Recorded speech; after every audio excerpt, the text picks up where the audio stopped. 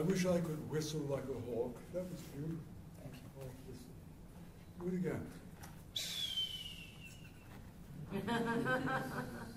Now you're talking. He began with an ode, and I remembered that the word ode comes from the Greek word aoidao, which means I sing. Isn't that a marvelous way of saying I sing? Aoidao. You have to do it to say it. So, as it happens by a strange chance, 4 books of mine were published this year. I didn't, am I coming across? Hearing? You hear? Not here? A little louder would be nice. Better? Better? Anne, can you hear me? I can hear you. Is he dialing for help? This is a modern era. We only do things with the machine. I'll try to talk better. So most poets have books once in a while, and that's been true of my life, but it just so happened that through chance 4 came up this year. So I would like to read you something from each one, which will give you a sense of what I do and what kinds of things I write. I want to start with a book called Opening the Seals, which has on it a detailed photo by Charlotte of that extraordinary wall painting in the city of Kingston, you know, your rival city. A warehouse 10 stories high with an immense image of Sorry. We can hear you now. No, I can't. image of Artemis. The one that is called Artemis Polymastis, but with many breasts and her hands out to embrace us. This is in Kingston. In Kingston. I'm going to turn this down a little because it's going to get feedback. You're up to something. Anyway, so it has that picture because this book is a series of investigations of something even older than the Grecian lecture that Peter van Aken was afraid I might give. It goes back to maybe 80,000 years. You may have read in the paper today that scientists have lately determined that all of us, I mean you and me, all came from Africa. It used to be thought that some did, some didn't. Now it's been determined conclusively by looking at people from Tibet, Australia, New Guinea, Europe, South America, that all of us have 98% of that genetic material from Africa. About 80,000 years ago, according to the non-African linguist Patrick C. Ryan, whom I've never met, about 80,000 years ago, we spoke a language, which he calls proto-language. He may be wrong, he may be nonsensical, but he produced a number of remarkable linguistic papers, one of which caught my attention because he gave a list of monosyllables. Monosyllables which, in his mind, generated all the other language, all the other words from which we derived all the other languages. One of those I want to read now. So I went through and investigated them, and I investigated them the way I would investigate anything, by just writing about it. Well, how else can you know about something except writing about it? You know? When you're a little girl of 14 in love with that swine of 15 that your mother is trying to keep out of the house, you learn about your feelings by writing your diary afterward. That's how you learn. We learn by writing. All poets learn by writing. So I wanted to see what sense he made. Here is his version of the monosyllable me, which of course looks like me when we read it. And he says it meant the tongue, to emit, to call out or send out, to make something obvious or notable, or to be in the middle of something, or to push away. So I investigated that as follows. So it has come to the meaning when I understand the morning, the duty of the place I call myself, to repel invaders, to open wide, to tell, to emit a cry from the middle of myself, this make-believe symbol of I am. Darling, what is it that I always talked through the touching, told through the knowing? Something's only real if I can tell. If it tells, it tells. Using my tongue, this moist employment, and you call this word clamor, me. And think it's me that's talking to you, when I am just the thing itself. How can feel in silence? Silence is the skin's turn to talk, but need to listen. How can skin listen? Everything is tongue. This mars me. Mars means utterance, outing then, uttering the thing that needs to be said, to repel invaders and to express myself, masks of the liberi, the free people, whose arts are liberal, meaning as a cunning tongue. A tongue of lightning licks the tower, coax it to speak, squeeze the essence out, to share balsamic, and that is the wonder, that we send one another away, enriched with the alms of our talk. We give. Language our only money, language the only thing we have to give. Me is animal, who point to you. You animal I am, what you can tell me to be. The utterance is mutual. Mars is Venus. Salvadoris surrealist sword, a blue bucket locked by a missing black dog. You saw him tumble in the ecstasy of lawn, heels in the air, insufferable companion. It was a beast locked in the language of break open the lock and hear. The schoolgirls giggle. Balsamo sat inside his fatidic circle, letters of the alphabet arrayed around him, and his eyes whirled until he saw random letters suddenly make sense. And this he spoke in French by silencing the chords those letters on. And went on reading till all the text was read. Divination by things seen, silently it seemed. Venus is Mars, we touch by listening. So those investigations occupied me a few years ago. Came out today, this year, a few months ago, published in New York by an anarchist press, which tells you something about me or my friends. For a number of years, I've been working on an extremely long series, well, not extreme, but a long series of book-length poems, of which 5 have been written, 4 have been published. The first was called Fire Exit, which some people call Dante Light. It's about the escape from fires.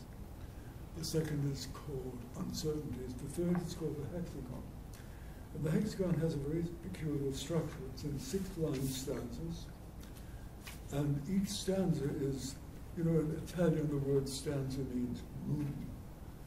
And here, stanza is understood to mean a room indeed. 1, 2, 3, 4, 5, six-sided cube. So each stanza is made up of 6 lines, and you must understand in each stanza as you read it. Try to understand. You would try to imagine that you're in a cube. You're in a cubical space with one of these sentences on each wall. Your choice, which is which. So I'll read a few of these stanzas so you get a sense of it. Colors last when the narrative is gone. See the light that looks at me, the children's book begins. Amalgam of bees and Beethoven, frantic wisdom school. Read your Roman history, for Christ's sake. Men with weapons steal taxes from the poor. Nothing changes. Something else really needs to happen here. That's one stanza. I'll read a few more stanzas. Each stanza is made up of 6 independent lines, so no attempt to syntactify, or whatever the word would be, one line with the next. Hold back the weather, the man is rising. He is tired of what isn't stone and doesn't sing. Why do I always have to do all the talking? It came with the farm, a wishing well or mill, artesian poetry, by weather suck secret water from the earth. Wind wheel manners, I am kind to strangers. Where is the rage in all the little days, caught sleeping by the rim of the sun awoke? La Brea walked a girl from Ilion with auburn hair. The personal is always oil, essential, plumeria, wreathed. Sanguine poetics of the sugar industries disarm. Give these islands back to the seal.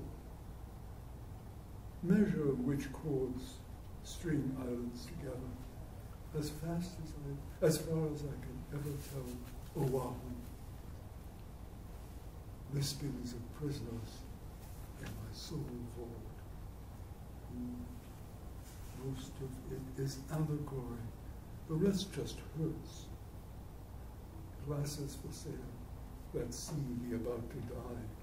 How many stones tumble a given afternoon? Princedoms of the lower air, friendly neighbor us. I came without my interpreters to rule by guess. My own language is a friendly magistrate come by mule. Adjectives come right out and love you from far off. Lovelorn seneschal, a man on fire, why not all women mine? Lock the chapels, the sinners are coming. So, the next text, the next book in that series, long poems, is called Heartthread. It's just been published, brand new poems. And I'll read, these are written, however, in ordinary. That's all right, too?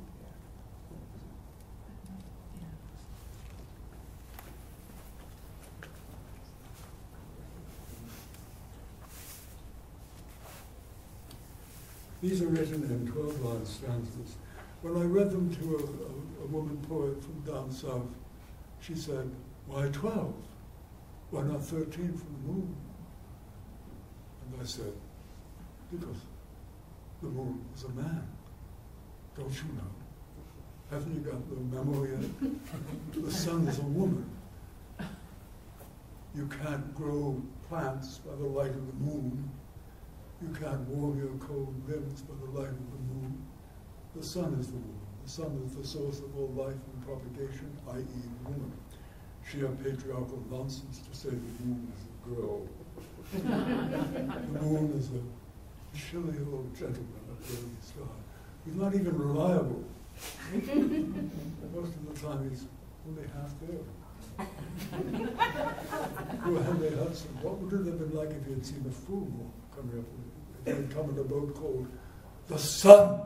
Not the half moon, not the half moon, but the sun. if they had invaded America with the sun, we might be very happy people. Well, we are happy-ish. So the 12-line stanzas in Hearthread are searching for. The word Hearthread is suggested by the word sutra, the Sanskrit word for a thread, and sutra is the name, as you know, of connected discourses in Buddhism. So the Heart Sutra is the most famous Buddhist text, I guess. But this is not an explicitly Buddhist book, though I am an explicitly Buddhist person. You can tell by my... Never mind. Virtue, I was going to say. Where things grow by themselves, that's the scripture for our plural, for our pilpul. Pilpul is the Hebrew word for detailed analysis of a scriptural text.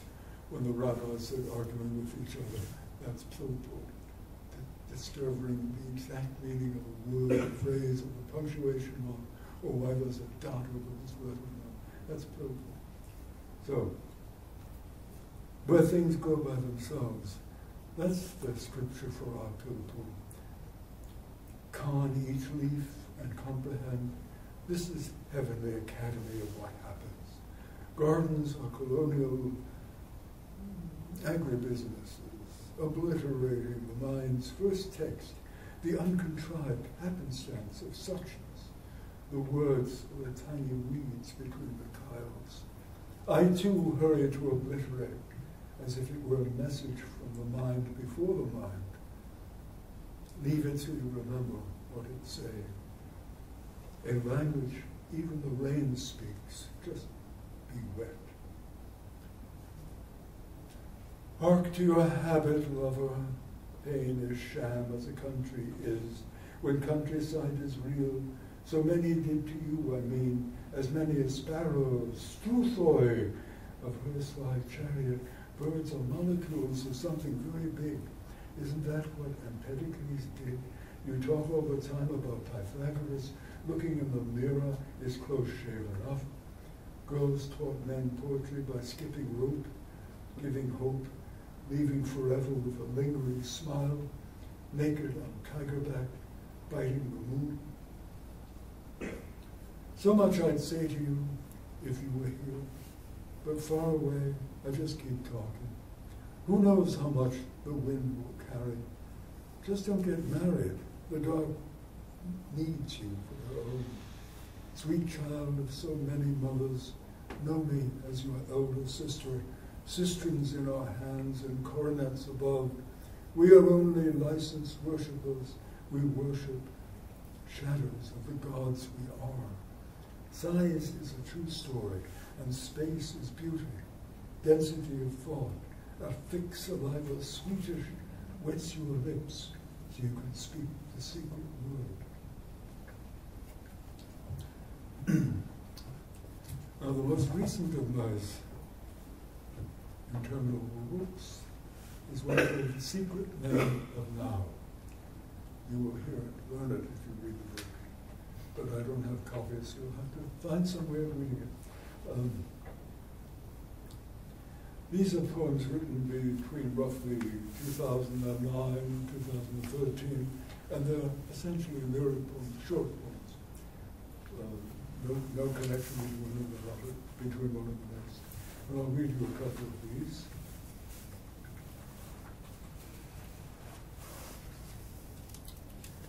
Heide Haschli, who is a German sculptor and artist in general, was doing a project involving the oil spill that destroyed so many seabirds. One of the many spills. I can't remember which one that is now. And she asked me for a poem about it. So I did a Gulf oil spill for her.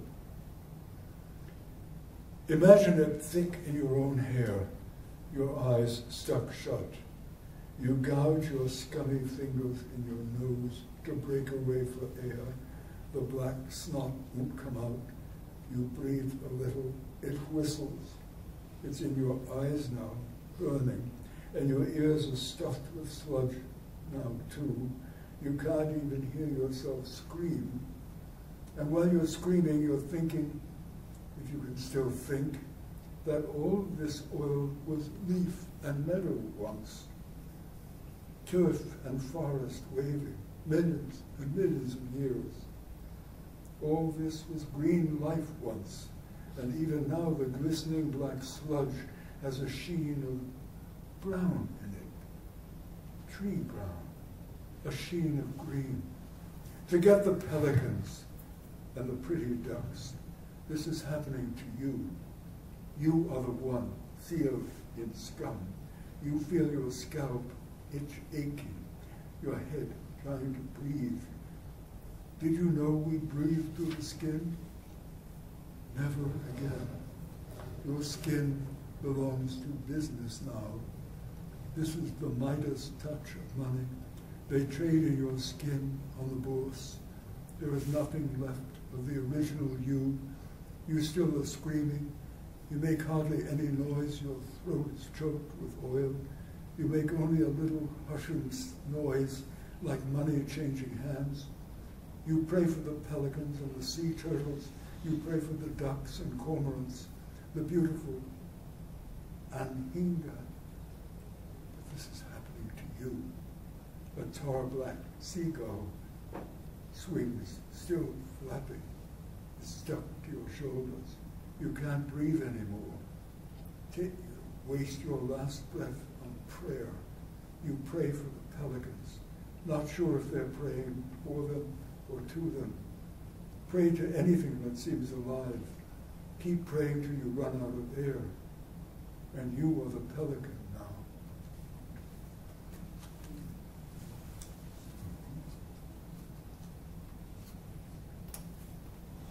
This is called dyslexia, a disease that school children seem to have that disappears the minute they earn money.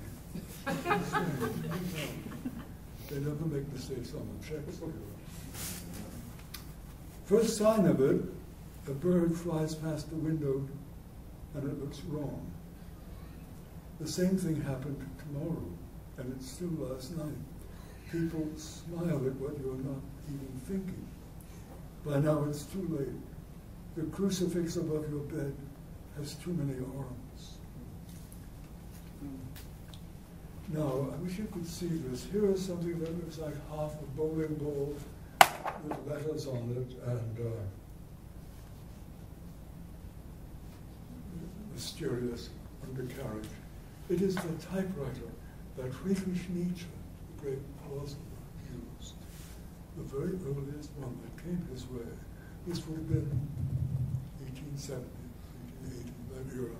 And it doesn't look anything at all like a typewriter. It's like a bowling ball with letters on it. This is called Nietzsche's typewriter. I'll read you some of it.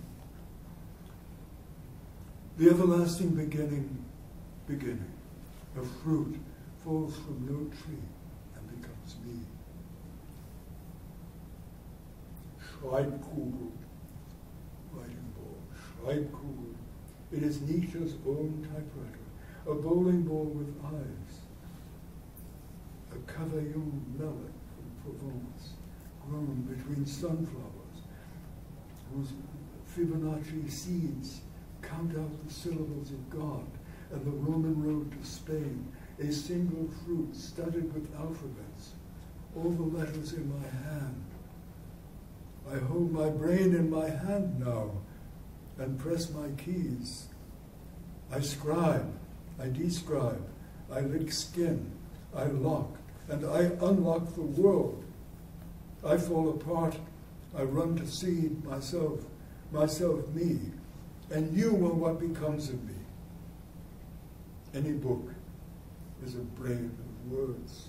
It is thick, it sickens us. Every book you ever opened is somehow still in you now. Subtle, thick, cells impeding, your neurons replete with its meanings, all of them trying to love you at once. For any alphabet is an orgy, everyone with everyone, an army of pyramids upside down, coming over the desert towards you, trying to write themselves in you. What is a poor machine to do? Oh, let me stand upright in you. He wrote a poem on a machine. It rhymed with iron. It rhymed with glass. He squeezed it between his hands to make it speak, squeal. The door creaks as it swings open by its own no-self, and the night sings. So, what I would like to do is end our reading with a couple of recent poems from this past month.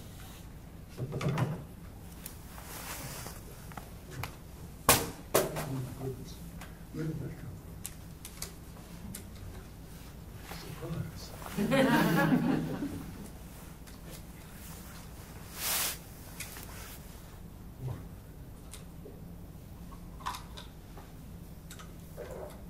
I said once to someone who asked if I liked water, well, no, I don't, it's too basic. And I meant by that only it's too alkaline, which is called basic in chemistry. But they thought I meant too basic, you know. And words can get you into such trouble. Anyway, so a couple of recent pieces.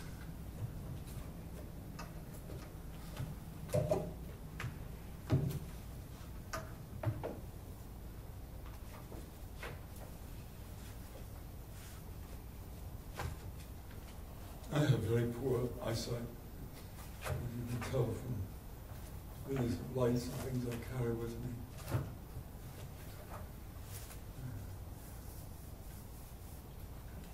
Here's a poem for two poets, a couple, Lila Dunlop and Tomasz Panitz. One of them is the woman is going to Hungary next year to do research on Hungarian alchemy, whatever that may turn out to be. So I wrote this. The Hungarian alchemist you two are looking for is still alive. He lives in a 3-room apartment upstairs in a gray Stalinist housing project in a small city on the edge of vineyards. Hagen, maybe, you tell me. I see it clear. The 3 rooms are absolutely empty. He moves from one to another to suit the element of mind he chooses at that moment to inhabit.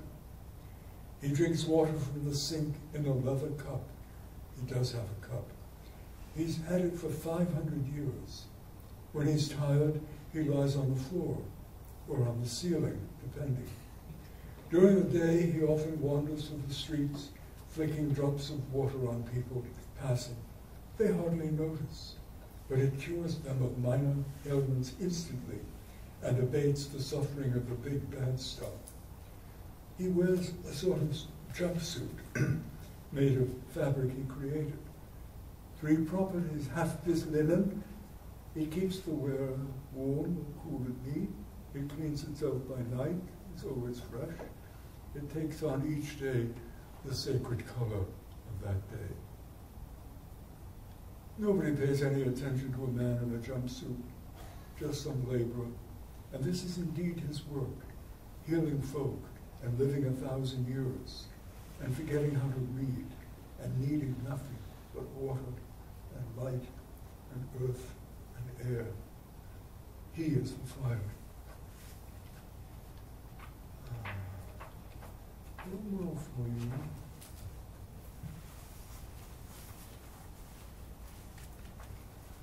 It's about the moon. Forgive me.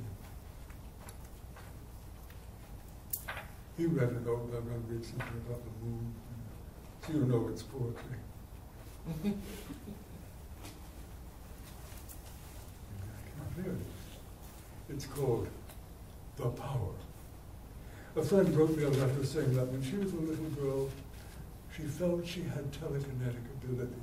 She'd lie on the floor looking at it, and there'd be a rubber ball over there. And she'd look and look and look, and after a while, it would seem to her that she could move the ball by thinking about it. And she thought she had that power for a number of years and then lost it. You know, adolescence. It takes as much as it gives. Anyway, So that occurred to me that it's an interesting image. So this is called the power of Dorota.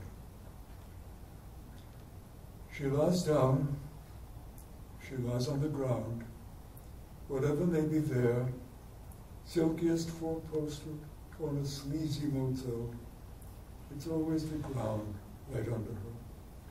She lies on the ground and feels the ground and looks up at the sky.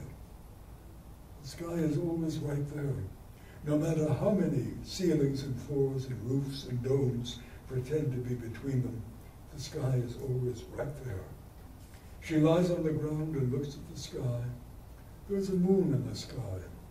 She looks at the moon in a certain way and makes it rise or fall. The moon is a man. A woman can make a man rise and fall.